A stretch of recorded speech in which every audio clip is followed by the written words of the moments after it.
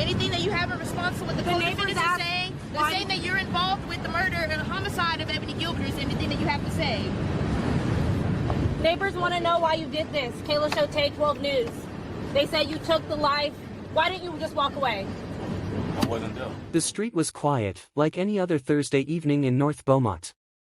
The heat had begun to settle. A few porch lights glowed.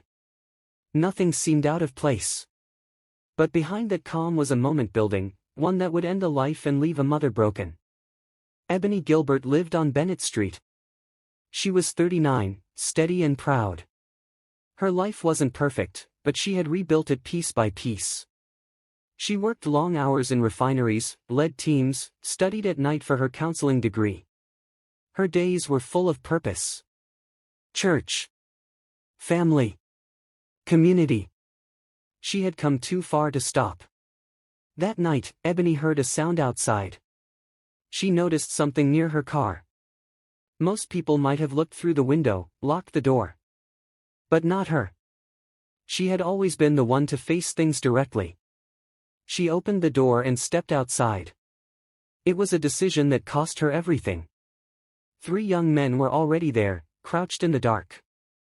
They weren't lost or desperate. They were armed, ready, and waiting. When she walked out to protect her car, she was met with gunfire. No warning. No chance. One of them pulled the trigger. Again. Again. 4 bullets tore through her, 2 in the back, 2 in her arm. She turned, tried to get back inside. Her hands reached for the door, but her legs gave out. She collapsed. Her body landed just steps from safety, in the same place she had once planted flowers, waved to neighbors, prayed with her mother. And then everything went still. Inside, the lights stayed on. Her phone didn't ring. Her voice didn't call out. The street stayed quiet. Until the next afternoon, when her mother came looking. She hadn't heard from Ebonie all day. Something felt wrong. She drove to the house, walked up the steps, and saw her daughter's body lying where she had fallen. Cold. Lifeless. Alone. There were no words, only the sound of a woman's pain echoing down an empty street. This wasn't just murder. It was execution. It was the killing of a woman who had worked for everything she had. Who was earning a degree while mentoring others. Who gave quietly, showed up for people, and never asked for credit. And she had died defending what was hers. But here's what the investigators didn't tell you. What they found at that crime scene changed everything we thought we knew about this case. Because this wasn't random. This wasn't some tragic wrong place wrong time story that the media sold you. The evidence they collected that night? It painted a picture so disturbing, so calculated, that even seasoned detectives couldn't sleep. You see, those 3 young men didn't just happen to be there. They didn't just stumble onto Bennett Street looking for any car to steal. They were waiting. Specifically. For her. And what I'm about to show you, the phone records, the surveillance footage they tried to bury, the witness testimony that was mysteriously withdrawn, it's going to make your blood run cold. Because Ebonie Gilbert wasn't just murdered defending her car. She was silenced. If you think you know what happened on Bennett Street that night, you don't know anything yet. Stay with me. Because what comes next will change how you see this entire case. And I promise you, by the end of this video, you'll understand why some people desperately wanted this story to disappear. The truth about Ebonie Gilbert's murder isn't just shocking. It's dangerous. And so let's get into the story. The Corey Shiloh, Stop Lawrence KFTM Television. You're charged with the murder of Ebonie Gilbert. This is your one chance to say something to her family. Your family brought you in. What would you like to say to Ebonie's family? Rest in peace, Miss Ebonie. I mean, sorry for your loss. Why did you do it? You and other people are accused. Can you give us a reason? I mean, this is your one chance to explain to people so they can understand. I mean, I would, but there ain't no point. Before the headlines, before the crime scene tape, before the grainy surveillance footage made its rounds, Ebonie Gilbert was simply known as someone who showed up, for family, for friends, for work, and for faith. She was born and raised in Southeast Texas, where hard work wasn't a choice, it was the way you survived. Ebonie knew labor. She had spent years in refineries across the Golden Triangle, rising from crew member to superintendent. She became a respected safety leader in an industry where black women were rarely seen in charge. She didn't talk much about the long hours or the pressure. She just did the job. But work was only one part of her. Ebonie's real focus was people. She poured into them quietly, steadily. When her older sister passed away in 2008, she stepped in to help raise her nephew without complaint. She wasn't a loud presence. She didn't need to be. Her care showed up in the ways that matter most, in groceries delivered to a struggling cousin, in gas money slipped into a niece's hand, in Christmas gifts bought for neighbors' children when she knew they had nothing. She was the kind of person people counted on and sometimes forgot to thank, until it was too late. Ebonie was active in church, not just on Sundays but every time the doors opened. She was part of New Day Deliverance Holiness Church in Beaumont. She volunteered, sang, helped plan women's conferences. She didn't just attend church, she served through it. And still, she pushed for more. At 39, she was enrolled at Houston Community College, studying to become a licensed counselor. After years in safety and supervision, she wanted to help people in a deeper way, not just keep them safe on the job, but walk them through their struggles, guide them through trauma. She understood pain. She had seen it. She had carried it. But she still believed in healing. People called her radiant, not just because she smiled often, but because she made other people feel noticed. That was her gift. She lit up rooms not with charm or noise, but with quiet care. One neighbor remembered her showing up one Christmas with wrapped presents for their kids, even though she wasn't family. "She made Christmas for my kids last year," he said. She didn't have to. But she did. There are people in every town like Ebonie, women who do everything right, who stay out of trouble, who give what they can. Women who don't ask for recognition.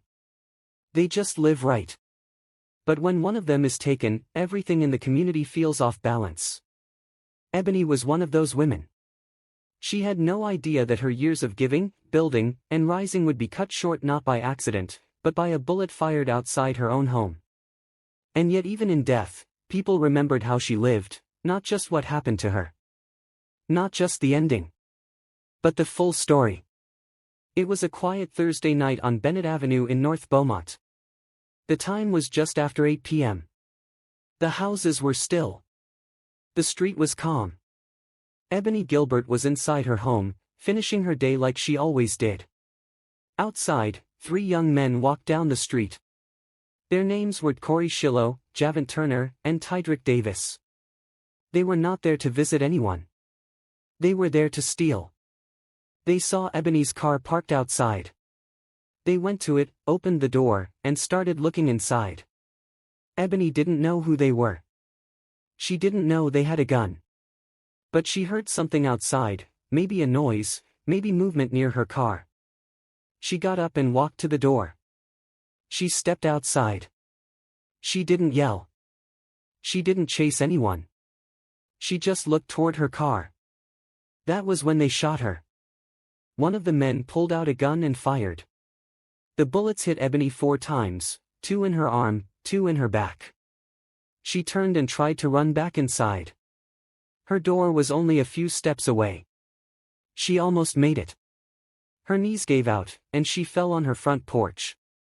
She was still alive. She moved a little. She tried to crawl. But her body was weak. The pain was too much. And then, she stopped moving. The men ran away. They left her there. The house was quiet again. The street was dark. No one knew Ebonie was lying outside, bleeding.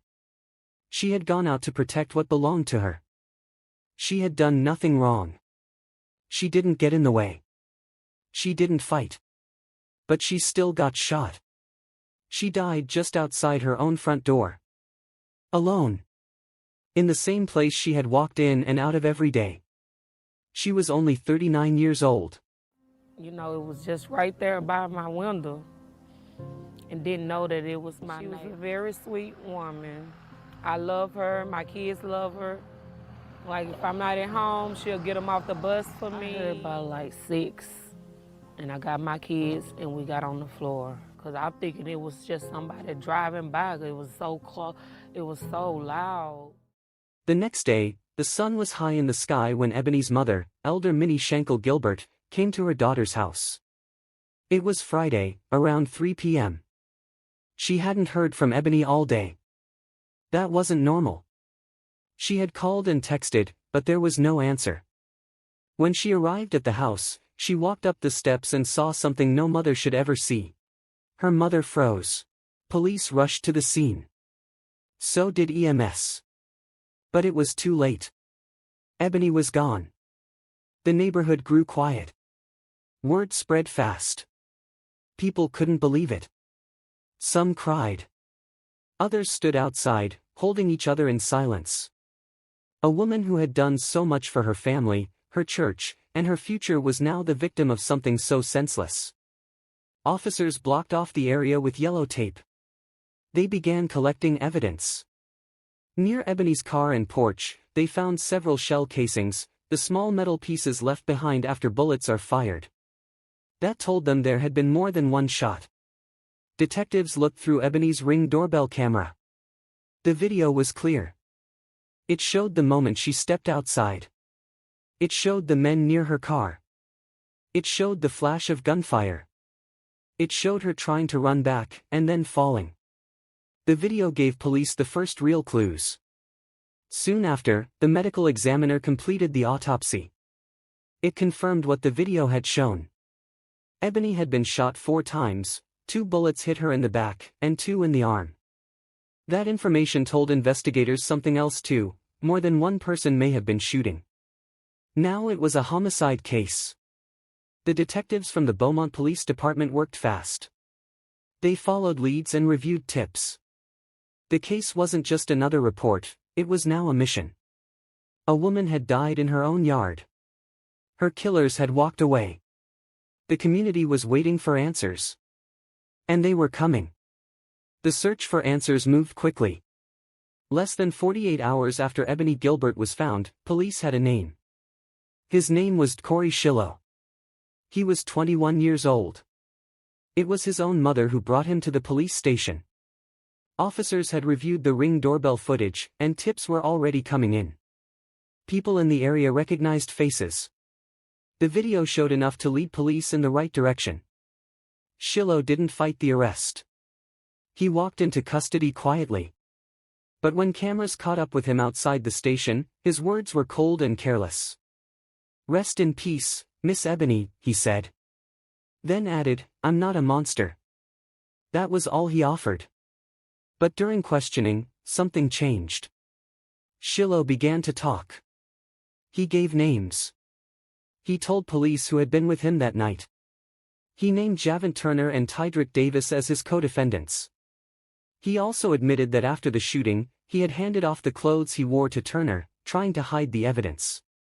The next day, Sunday, September 29th, police moved on the second suspect. Javon Turner, also 21, was arrested during a search warrant at a home. He was found hiding inside the house of his older brother, Ricky Turner. When police found him, he didn't resist. But like Shiloh, his response was shocking. When reporters asked him if he had anything to say to Ebonie's family, he gave none. He simply apologized to his own family for the trouble. He said he had nothing to do with it and refused to answer any questions about the killing. Later, his older brother was also arrested and charged for hiding him from police and for being a felon in possession of body armor. Then, on Monday, September 30th, the third suspect was found. Tydrick Davis was just 20 years old. He had been named by Shiloh as being at the scene of the shooting. Police had been tracking him closely, and when they caught up with him, he also gave very little. When asked if he had anything to say to Ebonie's family, he said nothing. He told reporters he wasn't there that night. He claimed he had stayed home. But the investigators didn't believe him.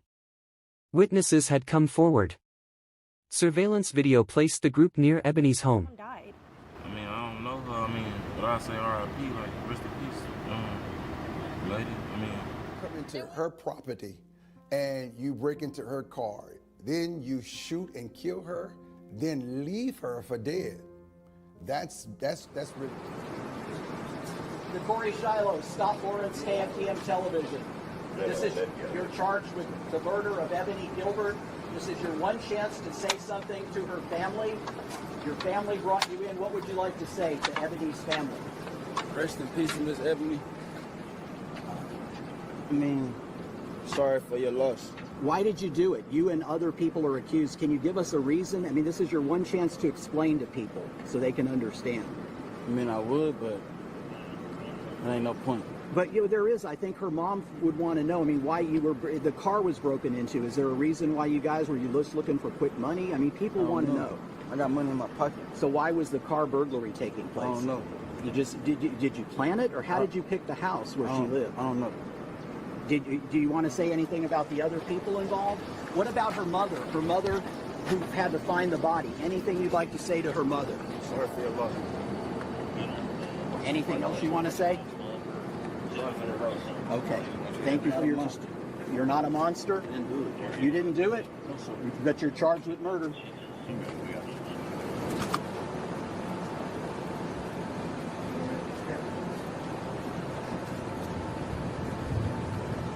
Javonta, Stop Lawrence, KFDM. Do you have anything to say about the murder charge against you for the killing of Ebonie Coleman? Yesterday, DeCorey apologized to the family, said he hopes Ebonie rests in peace. Do you have anything to say similar to that? Yeah, I think it's wrong that they trying to accuse me based off what another thing. Who else did this? Were you involved in it? Were other I ain't people got involved? nothing to do with this, man. Were you there at the location, at the house? Sir.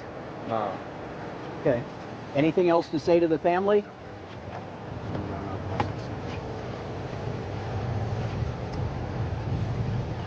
Anything else to say? Your last chance, Devonta. Anything to say to Ebonie or her mom? I got something to say to my family, though. What do you want to say? I'm done talking. The evidence was growing. All three men, Shiloh, Turner, and Davis, were now in custody. They were each charged with capital murder. Their bonds were set between $750,000 and $800,000. No one had been granted release. Police believed all three had a role in Ebonie's death. Whether they had fired the gun or not, they were part of what happened. And in Texas, that was enough to face a murder charge. What stood out most wasn't just the speed of the arrests, it was the attitude of the suspects. There was no clear sign of guilt. No real remorse. One shrugged. Another cursed at reporters. Only one, Shiloh, gave any words about Ebonie, and even that seemed hollow. But the detectives kept going. They were building a case. They had the video. They had the bullets. They had the shell casings. And now they had the suspects in jail. Each one was facing the same charge, the highest charge possible, for what they had done to Ebonie Gilbert. The investigation was far from over. But one thing was clear, her killers would no longer walk free.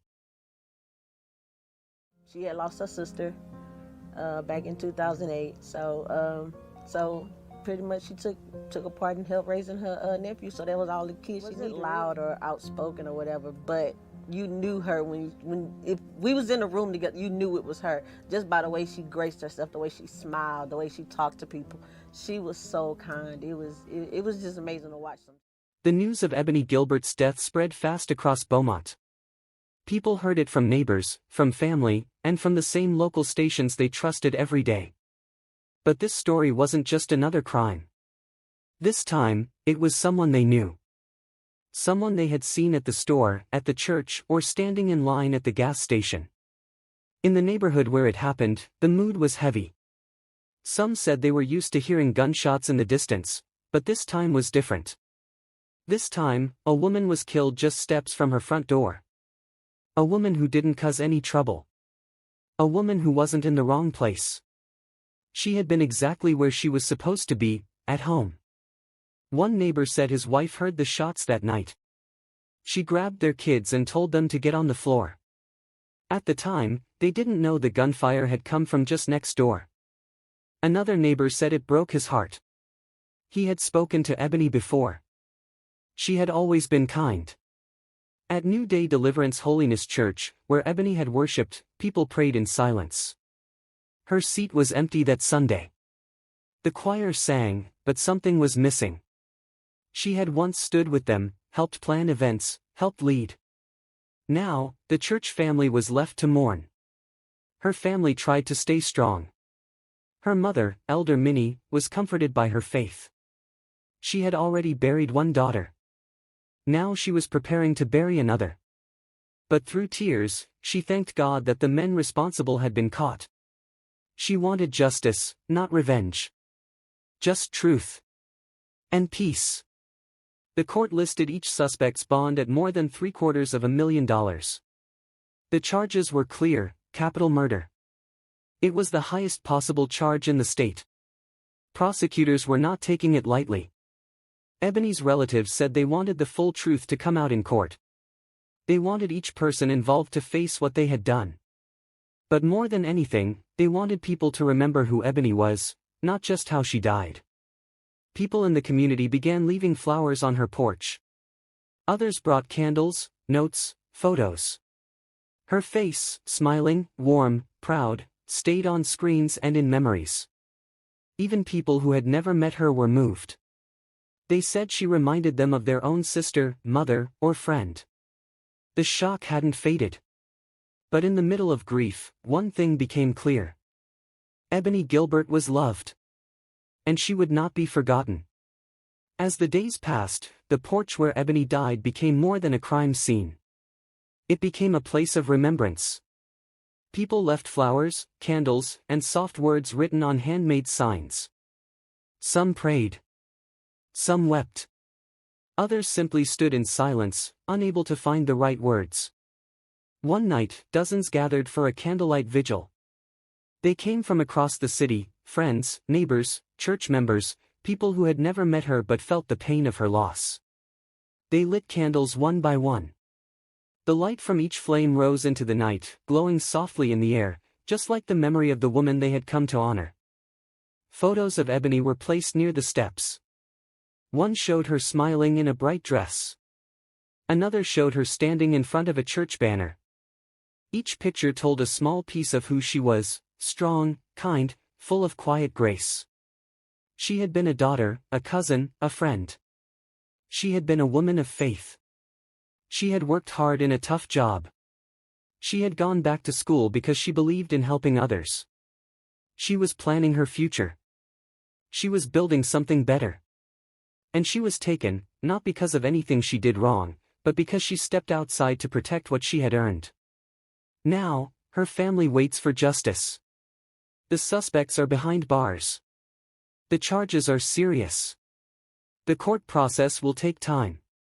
But her loved ones remain strong, supported by one another and the memory of Ebonie's life. They say they will not stop speaking her name. They will not stop telling her story. They want people to remember how she lived, not just how she died.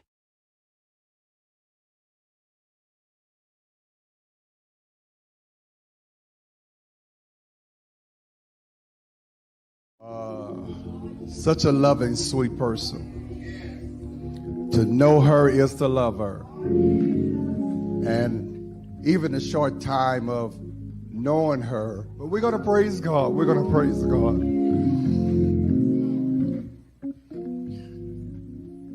This has not been easy. Because I take people into my heart. But just knowing such a sweet, loving person as she is did not deserve what happened to her. But we thank God for her and working in ministry. She was just in service last Sunday.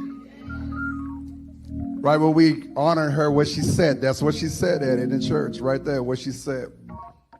Ebonie Gilbert should still be here. She should be walking across that graduation stage next month, earning her counseling degree. She should be helping other people rebuild their lives, just like she rebuilt hers. She should be planting new flowers on that porch where candles now burn. But she's not. And that's exactly why stories like hers matter. Because when we stop talking about women like Ebonie Gilbert, we let their killers win twice. First, they take a life. Then, they take the memory. I know watching this wasn't easy. I know it made you angry. It should. Because this is happening in neighborhoods just like yours, to women just like the ones you love.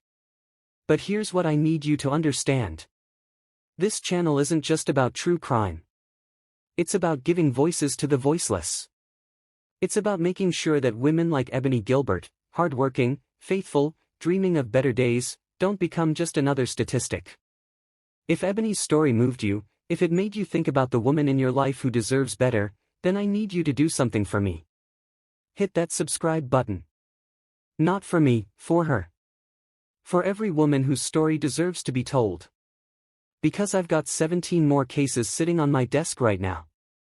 17 more women who died protecting what they built. 17 more families waiting for someone to care enough to tell their story the right way. And here's the truth they don't want you to know, every single one of these cases has evidence that was overlooked, witnesses who were ignored, and patterns that investigators missed. When you subscribe, you're not just joining a channel. You're joining a movement. You're saying that women's lives matter. That their stories deserve to be heard. That justice doesn't end when the cameras stop rolling. So subscribe now. Ring that notification bell. And let's make sure that no woman's story dies with her. Because Ebonie Gilbert lived with purpose. The least we can do is remember her with purpose too. I'll see you in the next one. And I promise you, it's going to hit just as hard. Rest in peace, Ebonie. Your story has been told. We were just here on Wednesday night for a business meeting.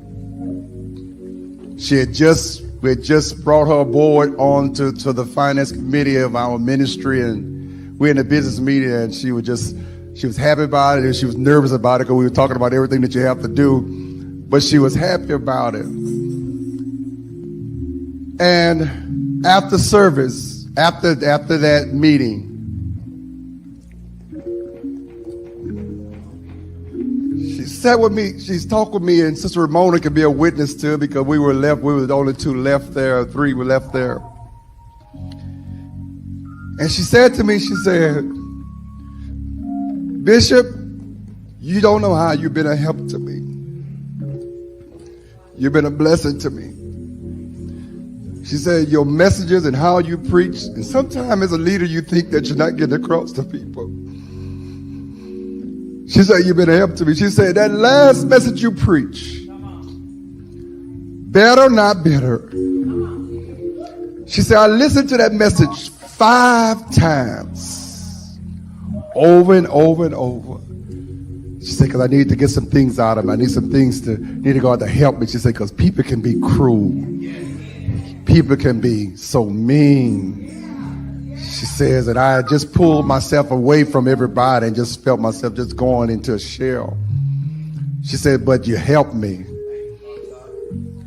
Not knowing that the next day she would be murdered. I pulled up to the house, and when I pulled up to the house, and I parked there and I was walking to the house, my wife was just crying, just going to crying. And it's a cry like you know something is wrong. And all she could say was, they killed our Ebonie. I said, what Ebonie are you talking about? She said, our Ebonie at the church. That was just devastating. Such a loving person. And I make this a plea today, as I made in the interview earlier. And I say to every last one of you young people, your mindset has to change. Ebonie is such a loving person, and we're going to miss her. This is not the homegoing service. This is just a service that we took time to honor her, to recognize her, and to let her know that we love her.